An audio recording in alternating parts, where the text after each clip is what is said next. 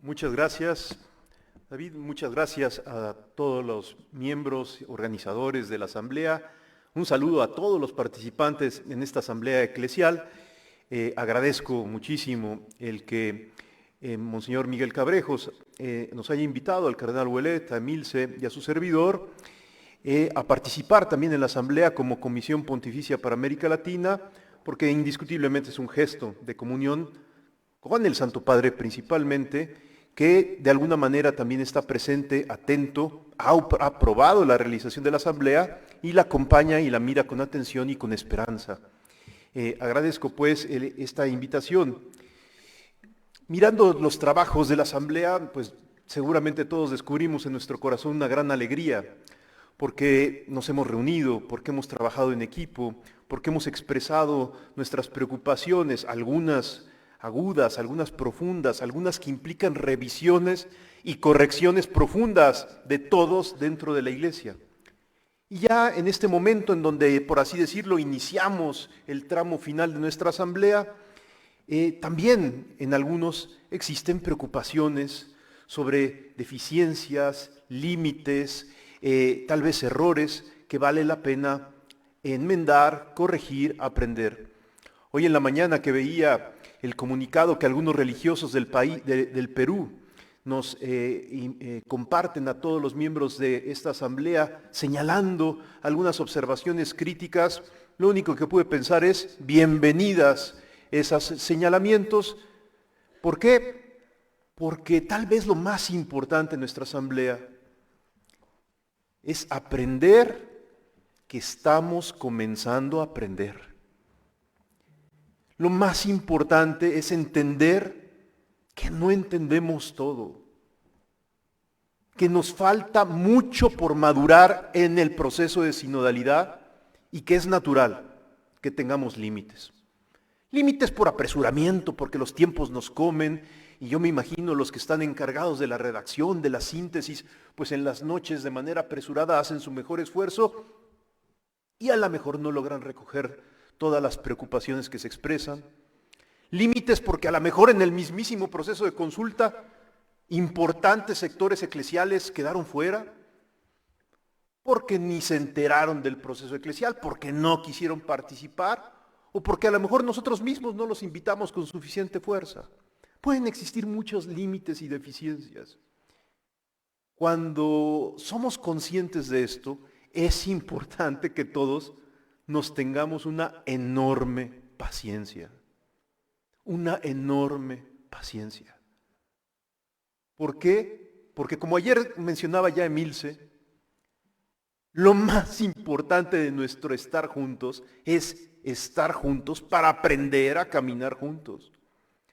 Antes que miles de planes y estrategias, reformas estructurales, críticas fortísimas tal vez a modos de ser y de hacer de la Iglesia en el pasado y en el presente, lo más importante es partir de la premisa de que una misma fe nos convoca a vivir en comunión, en unidad. Una misma fe nos convoca a ser máximamente paciente con los defectos y las deficiencias de los demás. Y por lo tanto, una misma fe nos invita a juzgar con prudencia. Y por supuesto, cuando uno es el que comete el error, a pedir perdón. ¿Cuántas veces en este tipo de experiencias eclesiales, nuevamente por las prisas, por los apresuramientos, por el estrés, lastimamos al hermano? Excluimos a alguien, marginamos al otro, con tal de que el proceso vaya hacia adelante. Ese tipo de gestos que brotan de nuestra condición caída, tenemos que aprender a reconocerlos. Tal vez una gran lección es que la asamblea eclesial es un proceso de aprendizaje. No es el último paso ni es el final de la historia. Es el primer momento que nos estamos dando la oportunidad de tener todos nosotros para escucharnos, para intentar dialogar, para intentar abrazar y acoger, para intentar corregir. A mí en lo personal, como en algunos momentos me ha tocado vivir aquí en el seno de la Conferencia del Episcopado Mexicano, cuánto me gustaría que en un momento tal vez como este, no solamente proclamemos tales o cuales temas que hay que corregir, en los que hay que avanzar, sino reconozcamos con humildad, con sencillez, nuestros límites. El día de ayer el cardenal Ouellet nos proponía el acontecimiento guadalupano como una experiencia fuerte, profunda de sinodalidad. Y un aspecto muy importante justamente en el acontecimiento guadalupano es que María de Guadalupe y Juan Diego viven en un diálogo intenso, un proceso educativo. Juan Diego se reconoce incapaz. Juan Diego, el que cumple la gran misión de llevar la buena noticia al obispo, primero que nada se reconoce torpe, estúpido, incapaz, limitado, pecador, escalerilla, cola, como a él le gusta decir en su lenguaje de indígena del siglo XVI. Creo que en nuestra asamblea es muy importante que todos nos reconozcamos torpes, incapaces, faltos de inclusividad, muchas veces recelosos unos de los otros, cayendo frecuentemente en la tentación de simular unidad, pero no confiar en el otro, porque este es de tal posición, porque este otro dice tal cosa que a mí no me parece, porque unos vienen de la base, porque otros vienen del Vaticano, y en el fondo, en nuestro corazón, vamos cediendo lentamente a la tentación de la sospecha y de la suspicacia, de la desconfianza, y no nos damos la oportunidad de aprender con paciencia, que todos estamos limitados, que todos cometemos errores y que es necesario acompañarnos en este proceso, primero que nada, reconociendo nuestros límites, y yo me atrevo a decir la palabra tal vez más incómoda en este tipo de reflexión, y dándonos la oportunidad de pedirnos perdón por las telarañas que tenemos en la cabeza, por las mezquindades que habitan en el corazón, porque muchas veces estos procesos son altamente esperanzadores si parten de la humildad y de la petición de perdón mutua de todos nosotros, en donde a lo mejor mi juicio es demasiado precipitado, en donde a lo mejor mi intolerancia ha evitado que alguien participe, en donde a lo mejor yo mismo por cansancio ya no hago mi mejor esfuerzo por ser paciente y caritativo. Acompañémonos, abracémonos, acojámonos, tengámonos paciencia, pidámonos perdón si es preciso y avancemos conscientes que esta asamblea eclesial será un primer pasito dentro de un gran proceso que es la sinodalidad, no solo el sínodo de la sinodalidad, sino la reforma sinodal de la Iglesia en todo nivel. Y así aprendiendo con paciencia, tolerando muchas veces nuestros límites y nuestras deficiencias, podremos dar un signo de unidad que permita que el mundo crea. Solo el amor es digno de fe. Solo el amor es digno de fe. La gente empieza a sospechar que el Dios cristiano es verdadero, no cuando escucha un silogismo teológico perfectamente eslabonado en un solemne libro de dogmática de 2000 páginas, sino cuando vive la experiencia de que el amor, aún entre los más diversos, aún entre los más opuestos, que la experiencia del perdón y de la reconciliación se da empíricamente. Y cuando eso comienza a suceder, entonces comienza la inquietud y el movimiento del corazón, la sospecha de que en una de esas Jesús, el Dios cristiano, es el verdadero. Solo el amor es digno de fe. El Papa Francisco, cuando ha invitado al CELAM a escuchar sus propuestas y ha visto con gran alegría la realización de esta asamblea, ha pedido justamente que sea una asamblea para impulsar a Aparecida, para tocar los temas pendientes. Si nos fijamos atentamente en la petición del Papa, esto implica detectar con humildad qué errores cometimos, por qué hay temas pendientes, por qué ciertas cosas no se activaron, ¿Por qué la gran misión continental de la que hablábamos en el 2007 no tuvo la profundidad y amplitud que muchos hubiéramos deseado y por la que soñábamos?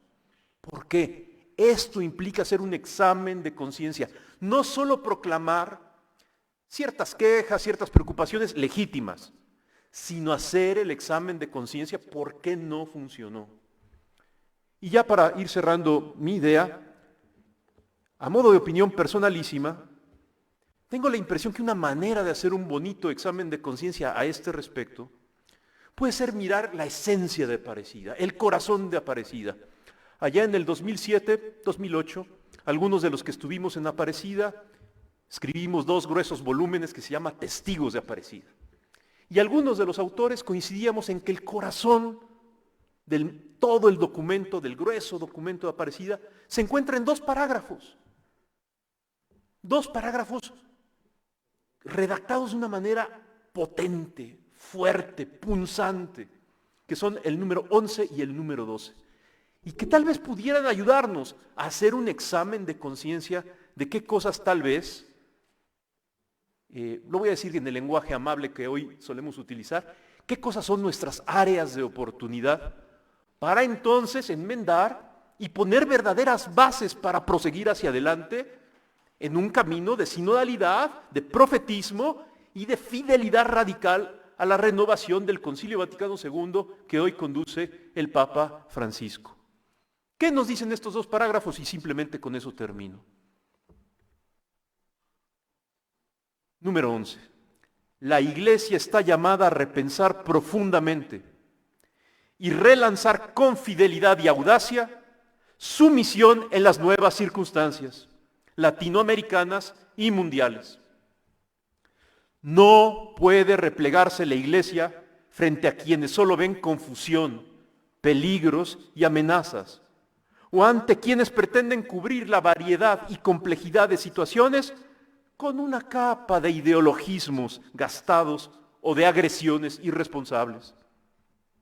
Se trata de confirmar, renovar, revitalizar la novedad del Evangelio arraigada en nuestra historia, desde un encuentro personal y comunitario con Jesucristo que suscite discípulos y misioneros.